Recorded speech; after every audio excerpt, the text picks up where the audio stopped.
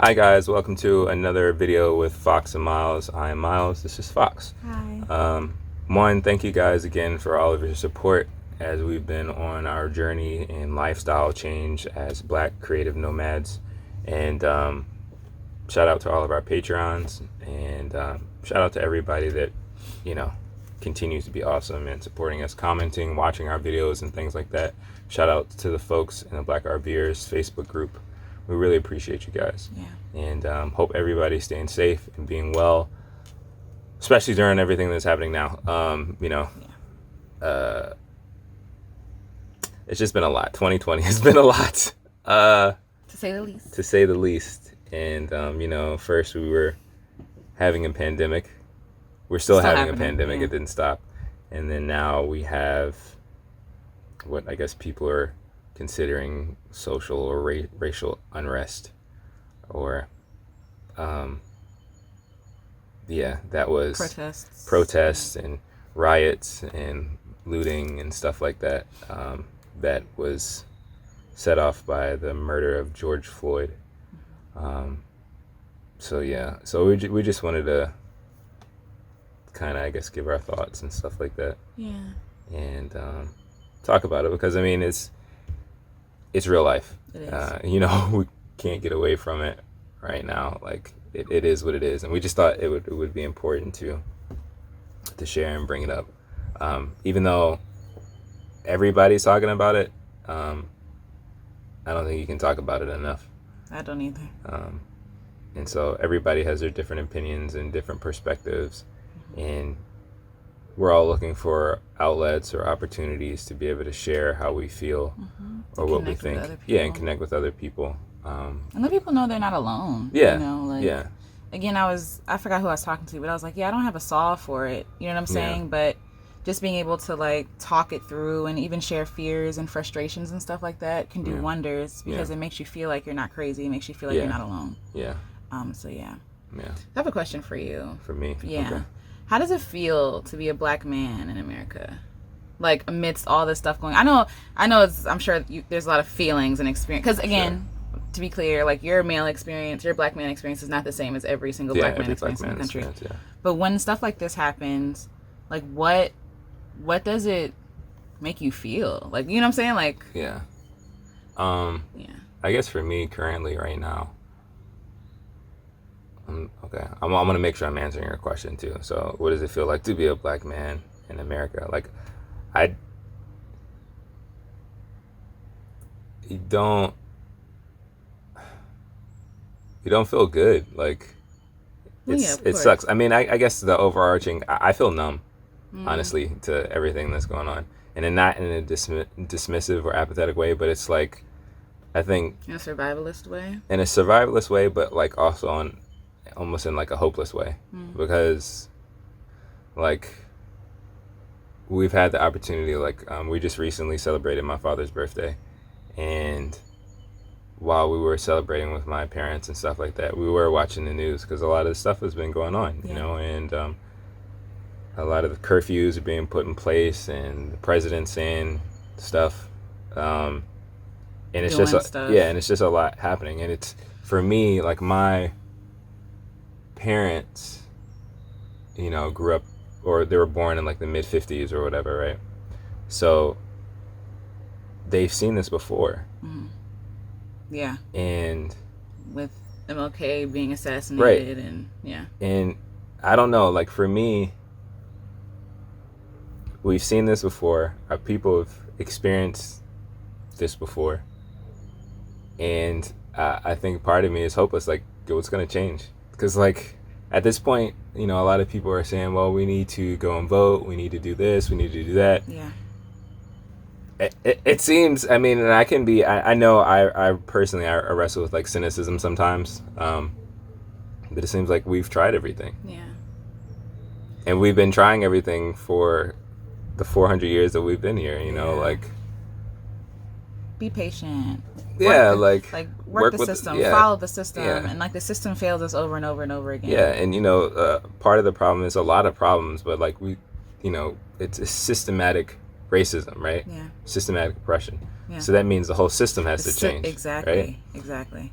But the reality is, for that to happen, someone has to concede. There has to be a willingness to say, like, okay, I'm willing to change the system. I'm willing to start from scratch or whatever. Yeah. And for me, honestly, I don't think that's going to happen. To be frank with you guys, like, it's a system that benefits a large group of people. Of the system. Right. And why would they let it go? You know, like, it's been benefiting. It's been benefiting. People have been trying to fight against the system. Not only black people. Mm-hmm. Lots of people have been trying to fight against the system for a very long time. Yeah. And all the system has done and continues to do is mutate. Yeah. How can we move over here and do this so that things could kind of be a little bit more comfortable for them, but we're not going to like necessarily change, you know, this is, like we saw prior to George Floyd's murder, you know, the main focus in the news was about the pandemic, right? Yeah. And so we saw a clip or a report of Native Americans, yeah, you know, in the southwest area of the United States, and how they're struggling and suffering to try to make it through the pandemic. Because they ain't got no running water. Right. And the reality is they were trying to make it before the pandemic, and there was no support. Yeah. And the audacity of someone coming to your country and telling you, we're going to move you from your natural, not habitat, like animals, but like natural environment. Yeah. What you're used to harvesting, working, planting, and we're going to move you into this dry, arid place that you don't know how to survive. Yeah. And you all just got to figure it out. Right. You know what I'm saying? And the effects of that are still, what the first time I've seen on television are still there today. Yeah. Like. It's gross. So, in that, I don't know. I'm not always the most articulate with expressing my thoughts and feelings and stuff like that. But yeah, I don't know. It's very hard to hold on to the hope of it changing, because the whole system has to be gutted out. Yeah. But the people who benefit off of it, the people who are running it or whatever, don't want to. And from my understanding of their position, why would they? Yeah. Why would they? Because they've been silencing people for a very long time. Yeah. Taking advantage of people for a very long time. Yeah.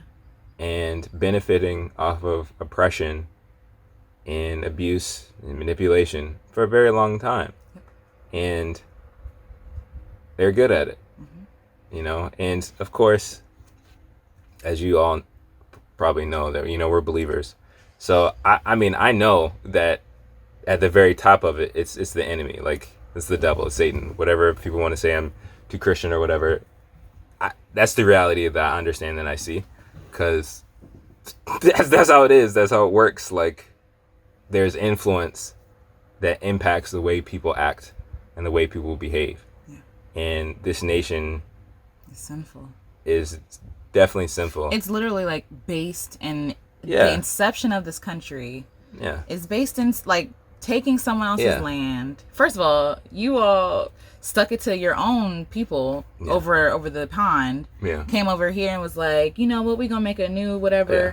And, you know, we want freedom and all this other stuff. But no. Freedom doesn't apply to the natives of this land. Freedom doesn't apply to the slaves that we're going to enslave to work this land. Like, freedom doesn't apply for long-time women. You know what I'm saying? Like, no, just like these certain people are going to benefit from this thing that we've built. And so this idea that, like, people keep talking about the Constitution was never made for us.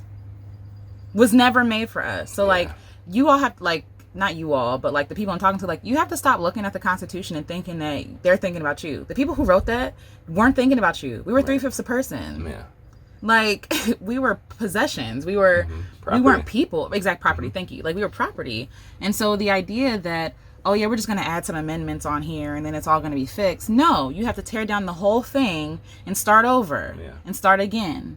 And I've been in a lot of arguments with a lot of people online, mostly white men, which is really interesting, because I haven't even had any arguments with any white women.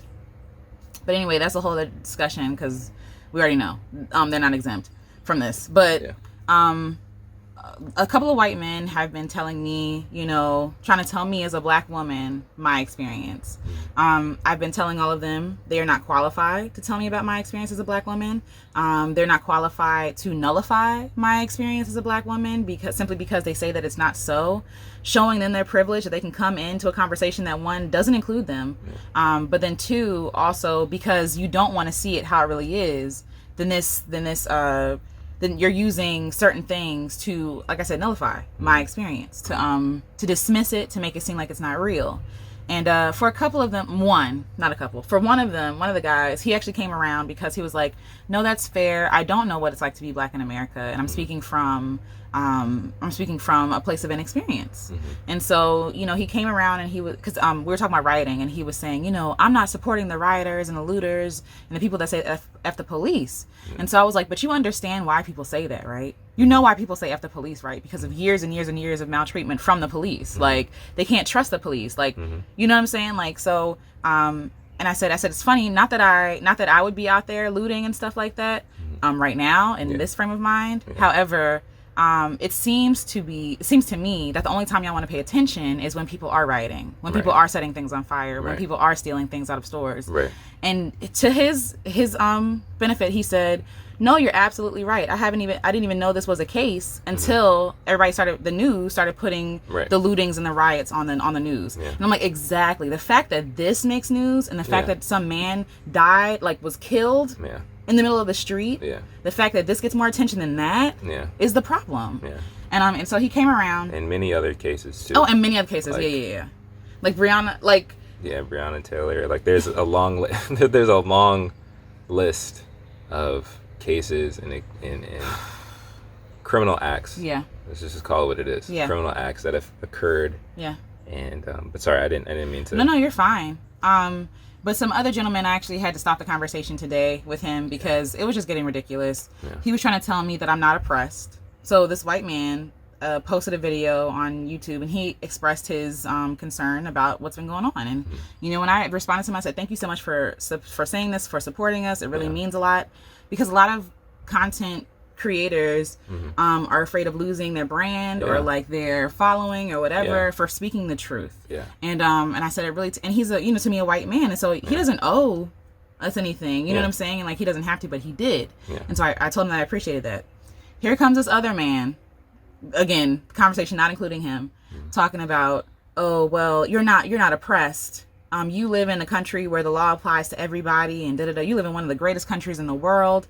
And I'm like, Negro, first of all, not Negro because he was white, but like, what are you talking about? I said, you're not oppressed. Don't come over here telling me that I'm not oppressed. Like, you're not oppressed.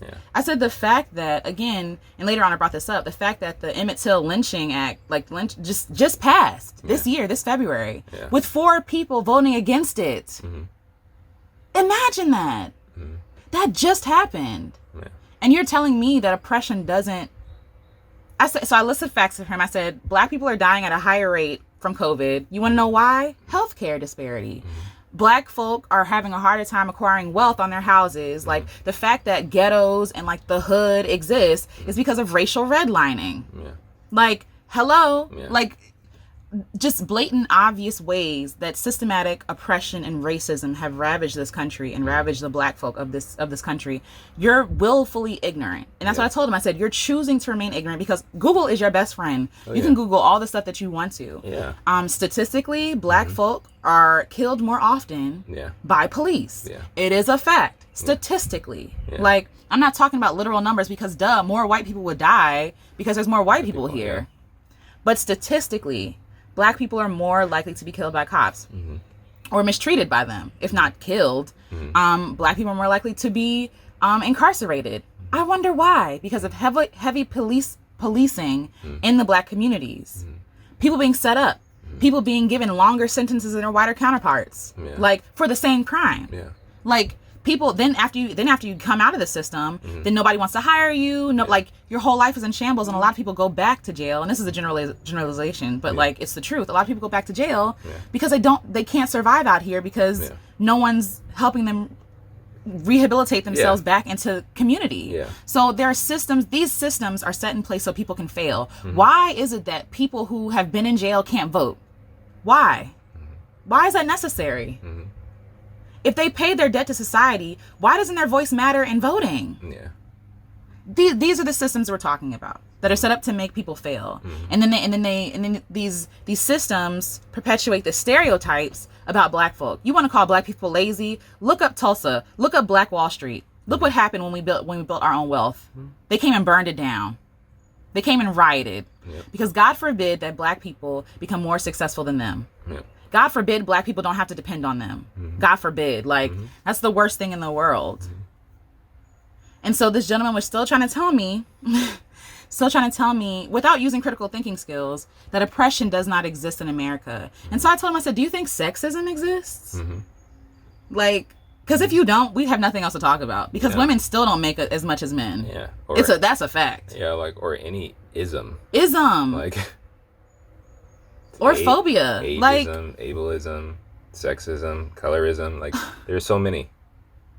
There's so many. There's so many. There's so many minority groups or people that have been like pushed to the side that are still fighting for their rights, fighting to be heard, fighting to be taken seriously. Yeah, and it's sad that it's almost like with this whole list of isms that there's this race to try to be at the top. Yeah, like oppression Olympics. Yeah, like how can like everybody's trying to fight for a voice and an opportunity for things to get fixed, and it does suck. Yeah. That because they shouldn't exist in the first place. Yeah, it shouldn't exist in the first place, and it also seems like people who have been talking longer sometimes get pushed to the back. Yeah.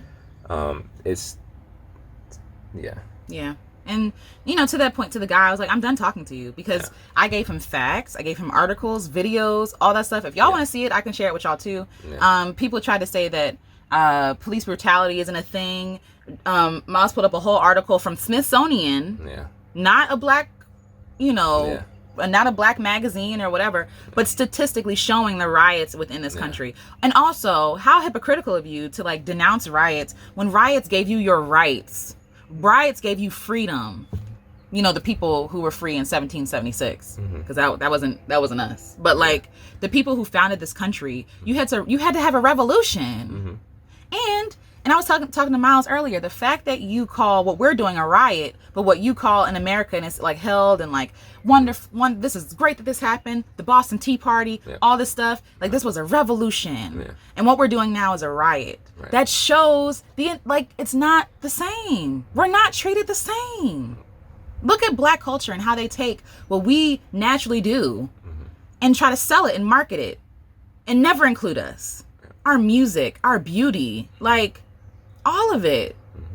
The stuff that just comes naturally. Like, and they try so hard. And I know that it's not all white people. And I know that we have white followers here. And we know it's not all white people. But it's a lot of y'all. Yeah. And, if I'm just going to say it, if you aren't really an ally to the black community, it is your responsibility to hold these people accountable for what they say, how they act, what they say about what's going on. And again, you can't make everybody come around because that's not your job, right? Yeah. But make sure that you're doing what you can to support the black community if you choose so, right? So like you can't say you love black people and hate black culture. Like because without black people you would not have black culture. Like you wouldn't.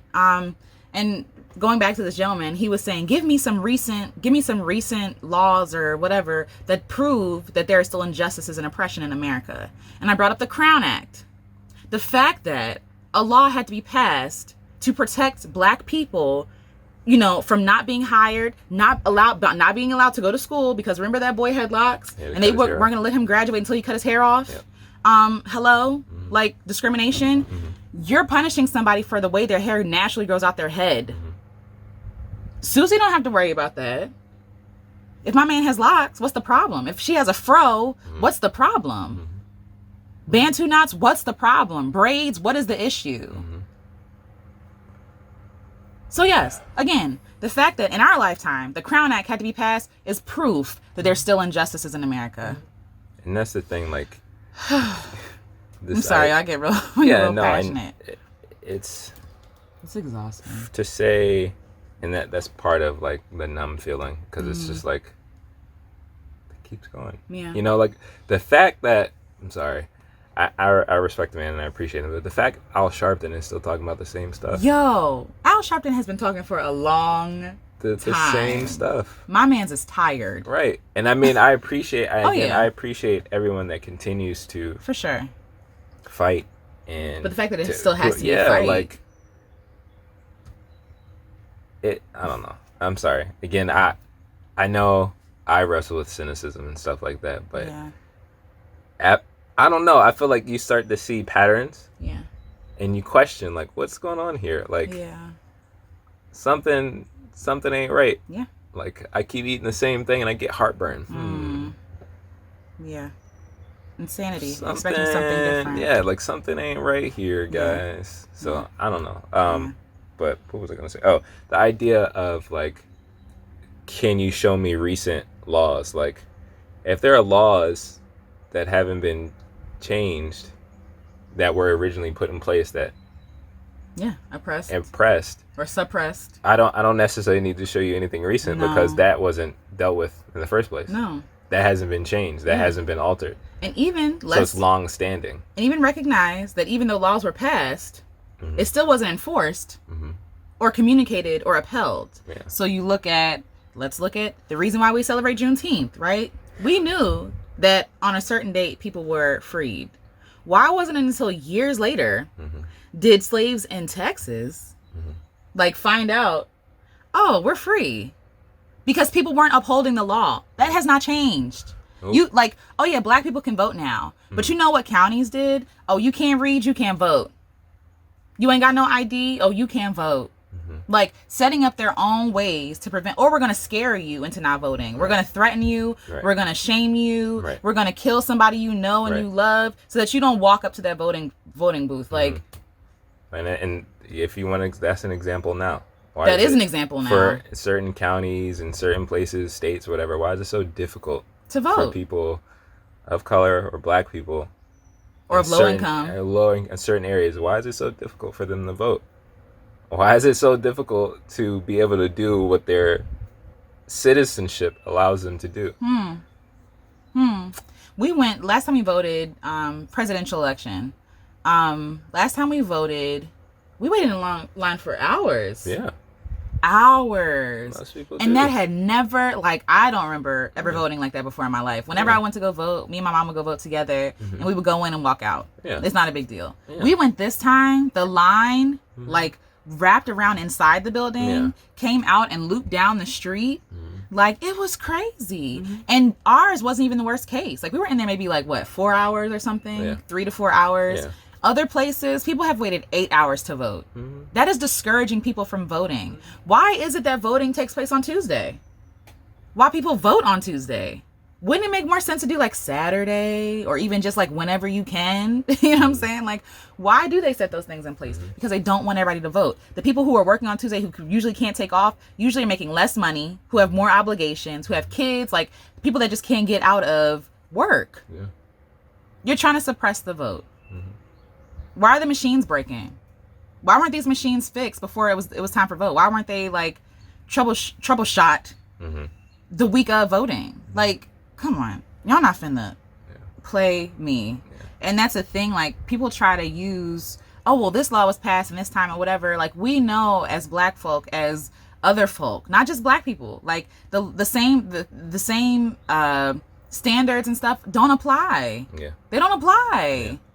And when you factor in the fact, again, 1619, the official first date, I guess, of the first slave on America, but who knows if that's really true, right? Because that's like maybe just the first documentation. But since then, black Americans have not been able to catch up in creating wealth or acquiring wealth, freedom, having their voices heard. Like, it's ridiculous. Yeah, and even with the exceptions, because yes, there are some wealthy black people, wealthy African Americans or whatever, they can't escape the systematic influences that have happened to them. So I mean, sometimes Fox and I have discussed, like, even with athletes that are usually very praised and, you know, highly excited, you know, people are upset that the NBA or any sports aren't available right now or whatever because of the pandemic. But a lot of those individuals that are black make it, so to speak, or whatever. a lot of them end up having trouble financially later, even though they make millions, even though they, are in this new bracket or this higher percentage. Yeah. But that they're influenced by, one, they made it out of whatever struggle they were in. Yeah. So now they have to go back Mm-hmm. and help everyone. Yep. Because they don't have their own wealth. Right. They have to go back and help everyone. Mm-hmm. Oftentimes they're not given the same financial education Mm-hmm. or financial literacy to be able to use their funds or things appropriately. Yep. So they can continue to build long-term wealth. It's usually a flash in the pan. Yeah. But that's because of the other systemic stuff that's been happening. Like, the reality for a long time, and probably still, that most people who are in low impoverished or low income areas that are black, there are only two ways out, usually, maybe three ways out: the military, sports, or entertainment. Yeah. And I mean, yes, it's great that people can go to school and go to college and School stuff like costs money. that, which is a whole other conversation in itself. School But costs those a lot are of usually money. the three things: Yeah. military, two forms of entertainment. Yeah. You know what I'm saying? Like that. Acting, singing, like dancing, whatever, and then that's all of that is a sports. result of the system. Mm-hmm. And again, that I'm gonna be honest. Even sometimes when I'm watching sports and I hear the language that's being used, like trading and like, to me it reminds me of slavery. I know that sports are fun. I'm not trying to rain on nobody's parade, but just the idea, like being measured up and like black men are only good for like brute strength and like athleticism and you know what I mean, like. But no, black men are way more than that. You know what I'm saying? And then even, and again, I speak about slavery because what happened when LeBron, when all these other people were speaking out about the injustices, right? Even about other countries. They told them to shut up and keep playing. Right. So we don't care about your issues. We just want to be entertained. We don't care about what your people are really going through. We just want to be entertained. And some people are getting it right. Like LeBron James, I'm not even a sports person, but the school that he opened, like how it benefits the people of that community, how they don't have to come out of pocket, how like things are given to them, they're guaranteed scholarships. This is the stuff that's going to push people forward. This is the stuff that's going to give black folk a chance. You feel me? And so even though I'm not a sports person, I'm not a sports fanatic, I'm not like a LeBron stan, like I can stand that. I can praise and thank that, because that's that's using your privilege, wealth, LeBron, like for something beautiful, and inspirational and helpful to other people. Because even that's the thing, we talk about this all the time. If we acquire wealth, like yes, we want to be able to pay off our debts. Sure. We want to be able to live a comfortable life. Anything above that, we want to give away. We want to be able to pay someone's rent. We want to be able to pay for somebody's groceries. You know what I'm saying? Where somebody don't have to worry about nothing. That's what we're trying to get. Like, so even when we talk about like, we want to start business and stuff, it's bigger than us. It's I would be a hypocrite. If just being honest, I'd be a hypocrite if I came on here feeling how passionate as I do, and then if I become wealthy or rich or whatever, I only use that money for myself, for my gain. That would be selfish of me. No, I want to be wealthy so my mom don't have to work no more, so my aunt don't have to work no more. Like, and that's the plight of black people, because a lot, and again, this is a general, not all white people are rich, we get that, but like some white people, they have wealth. They might not be like super duper rich, but they don't have to worry about anything. A lot of like black people, they do, like they, like we were talking about, like somebody gets signed to a team, okay, we got to go back home and bring everybody with us. Who's moving in the mansion with me? You feel me? I need to buy such and such a new car. And it's not frivolous. It's this weight that we feel to take care of our people, and there's nothing wrong with that. You know what I'm saying? But it's just that oftentimes, because we have more people to take care of, more money is coming out of our pockets.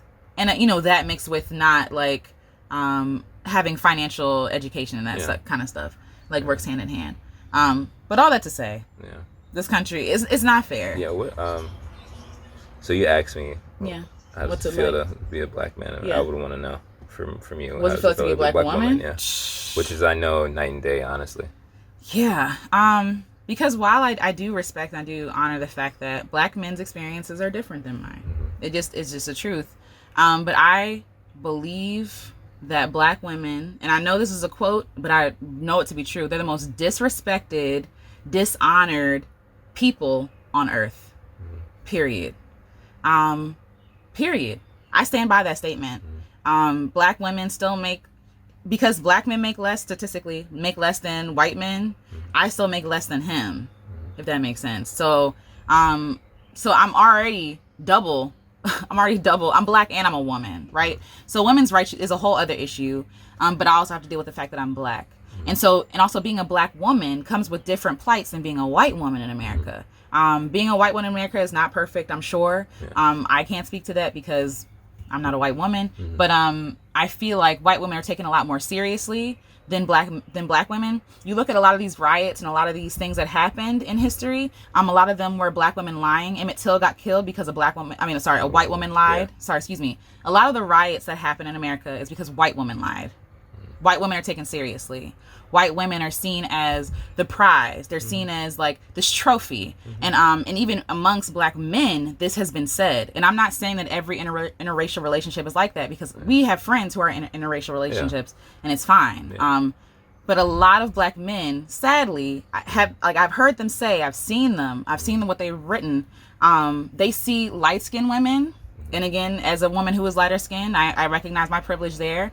They say that they see that light-skinned women and white women, or even Latinx women, are more attractive or like the prize over like dark-skinned women. And that's a problem. That's misogynoir. Like it's colorism and it's misogynistic. And so when I recognize my privilege first, but being a black woman, nobody takes you seriously. You're seen as way stronger than what you really are. Everybody admires the strong black women, but they don't understand what comes with that. They don't understand what weight comes with that. Black women are dying faster of heart disease, and you wonder why. They're stressed out. Black women are raped, they're abused, they're taken advantage of. Their beauty is taken as a fetish, not something to be honored or respected, but just fetishized. A lot of people, even little kids, growing up as a black girl, especially who developed early, you're sexualized at a very early age.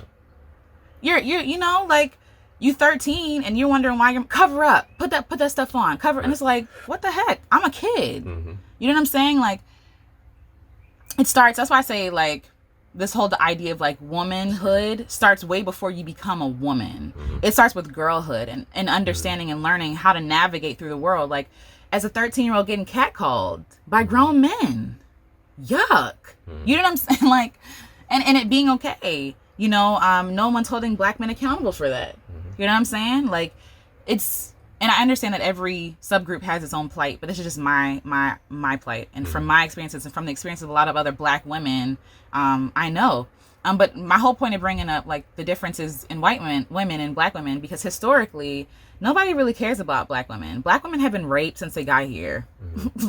They've been seen as tools to either tickle a man's fancy, talk about masters or whatever, or to breed. And that narrative has continued throughout all these years. Nothing has changed. Either of those, and they're just like a workhorse. Then they're workhorse, yeah. Which black women, you see them taking care of their family, taking care of everybody, doing everything. And again, nothing's wrong with being, I'm speaking generally. So I understand it's a case by case basis, but just in a general sense, I still get that same sense and nothing has changed. And again, Emmett Till, Rosewood, as I brought up before, all started from women lying on men. I was raped, or he whistled at me, or whatever. White women, and the whole town is up in flames. This has been consistent. So I don't know. I don't even know how to really answer that question. It's what does it feel like to be a black woman in America? Scary, and you feel unprotected. You feel disrespected.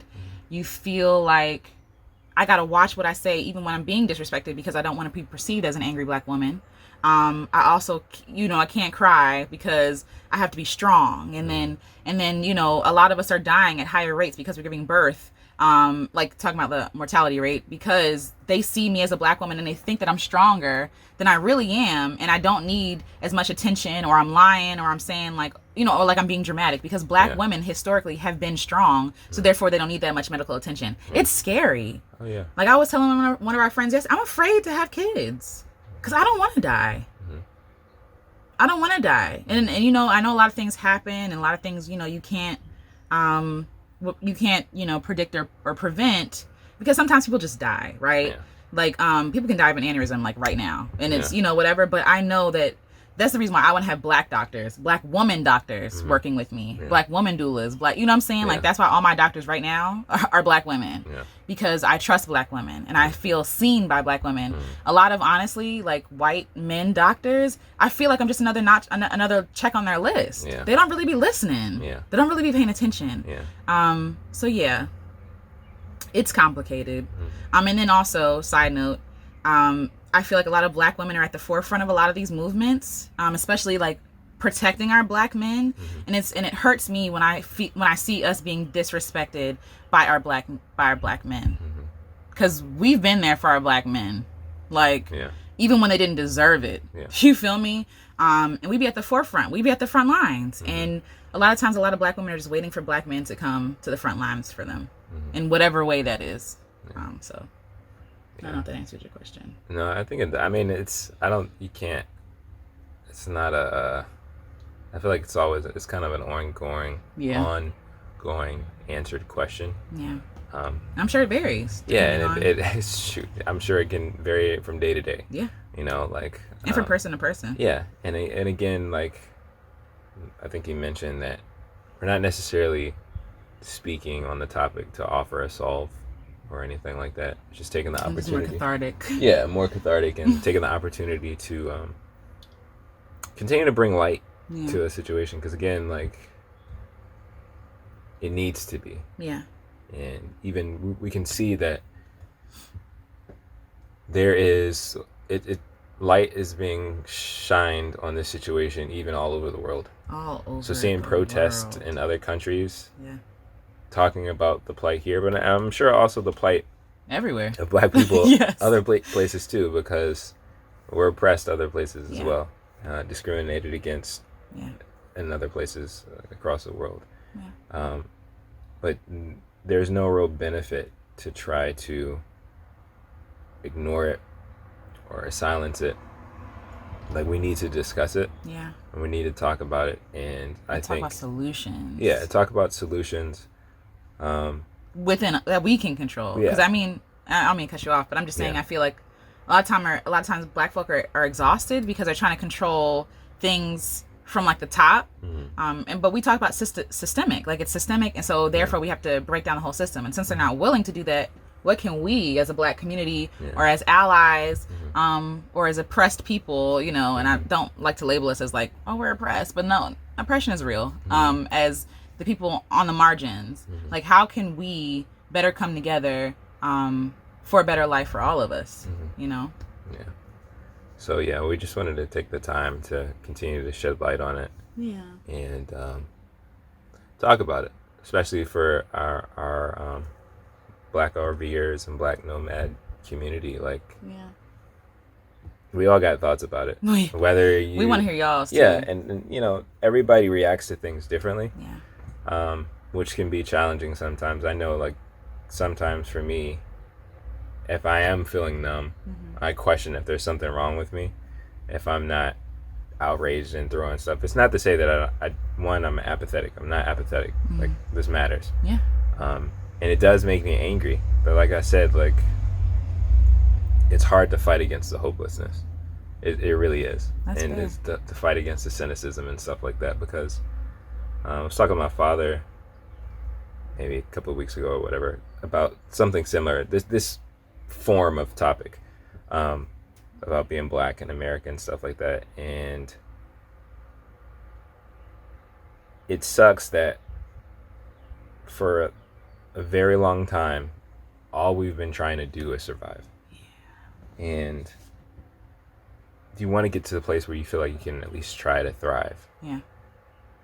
And we've gotten so comfortable with just surviving Like, I believe God created us, all mankind, to be able to enjoy life and thrive in it, not just survive. Like, it's gonna be a whole other discussion, but I don't subscribe to this evolutionary theory of like survival of the fittest. Like, I think God created us with the ability and with the purpose of us to thrive, ultimately for His glory and for the benefit of others. Like, wealth is supposed to be given to all of us so that everyone can grow together, not just like, oh, well, this person is better at this or this person is better at that, they should die off or they shouldn't matter. No, like, what would be the point of Him creating them?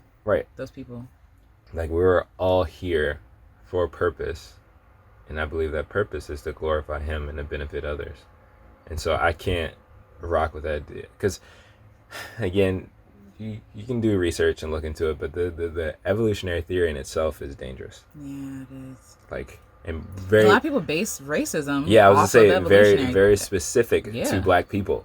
So like, that we are somehow the less evolved. Right. But you know, we were all created in God's image. You know, and so I don't want to go on that tangent, but there's a lot that needs to change. We know that. And so again, we just wanted to take the time to shine light on it and hopefully help other people feel heard, feel seen, and an opportunity to have discussion or talk about it. Peaceful, constructive, respectful discussion. Constructive. Yeah. Because some of y'all not y'all, but some people out here be wilding. Yeah. But it's important. It's important to talk about these things. Yeah, it is. And it's crazy because I think about, even if we have future babies, like the talks that if we're still here, but the talks we're gonna have to have with our babies, even my little girls. You know what I'm saying? Like, you're a child, but the world is not looking at you like a child, and it's unfortunate and it sucks. And I want my babies to be free. Yeah, I want them to be free. I want them to be able to be children. But unfortunately, like, people be children. People be out here being children, get shot dead playing outside. You feel me? Like, it's enraging. It's disgusting. Like, it's, whew. I just get very passionate, and it just makes me teary. But it's just like, babies be minding their business. Babies be in Walmart. You know what I'm saying? Like, babies be walking home with a hoodie on with Skittles. Like, and just their whole life is just taken away from them because anyway, and adults, not just babies, adults minding their business. And even this whole thing about the 20, I'm gonna just say this, the $20 bill, who knows where he got that $20 bill from? Do you know where all your money in your purse right now comes from, where it's been circulated? I don't. Like, so how like, couldn't it be possible? First of all, the fact that the cops were called in the first place is just blowing me. But anyway, couldn't it be possible that he had this fake $20 bill, even if, and I don't know if they determined it wasn't fake or not, but that's not the point. Even if it was fake, couldn't it just been given the benefit of the doubt, like, oh, well, this, I don't know if you knew this, sir, but this bill is fake. Because nobody walks around with those markers to check their money. Nobody does that. And I mean, and at this point, we're more or less being forced off of cash anyway. Hello? So who's sitting around? Let me mark every single bill. I gotta check every bill. But that's the thing you have to worry about. Like, oh, I gotta, like, literally, it sounds silly, but clearly I need to check all the money I have to make sure it's legit, so I don't end up on a street with somebody's knee on my neck, and 2 other bodies on me. The way that they killed him shows that they thought he was a brute animal, and that's what I'm talking about. Things have not changed. If he's handcuffed, why do you need 3 people on him? Right. You think he's just gonna, like, Samson out of that chain? Come on. Break out of the chains. Anywho. I can go on and on, y'all. We'll probably have to do a part 2 because it's a lot of things like capitalism and, you know, sexism and all this, like, all these other things that oppress people in this country. That. Yeah, and I think another reason why it is important for us to talk about that, because I know a lot of this, because what? A lot of this is what we talked about earlier on. It is. Before we left. It is. You know, like...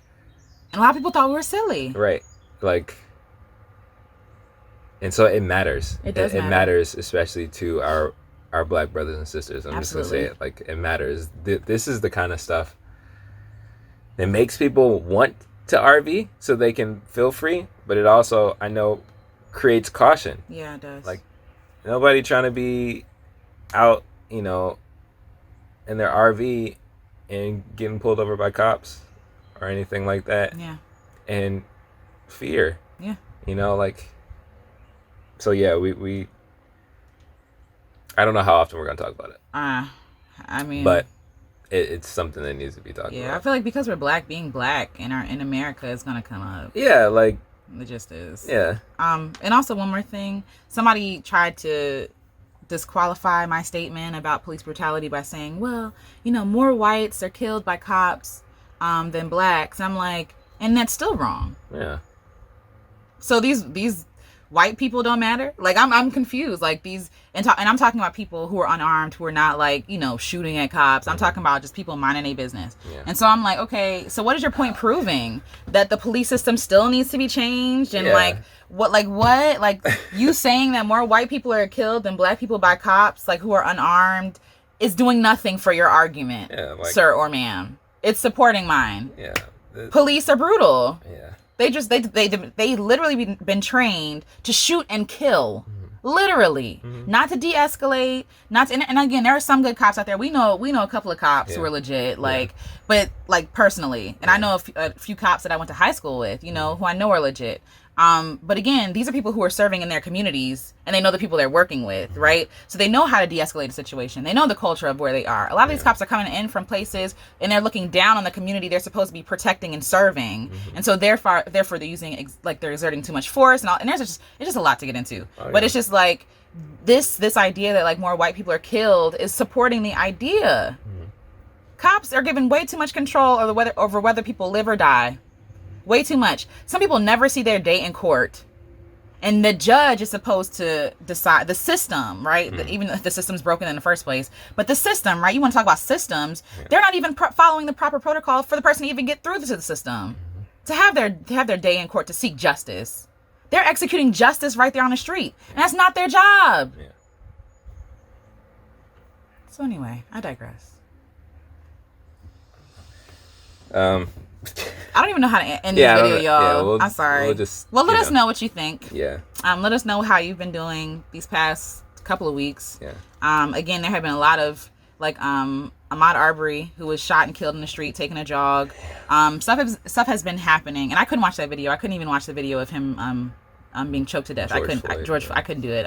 It's just not good for my heart. But how are you guys doing? If you're exhausted, I get it. If you're angry, I get it. I'm angry too. If you're numb, I get that too. Like that makes sense.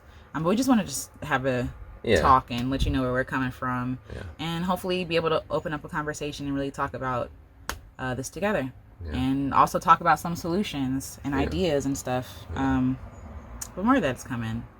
So yeah. But until next time, guys, thank you again for watching our videos and supporting us and stuff like that. We really do appreciate it. Just praying and hoping everybody stays safe and being well.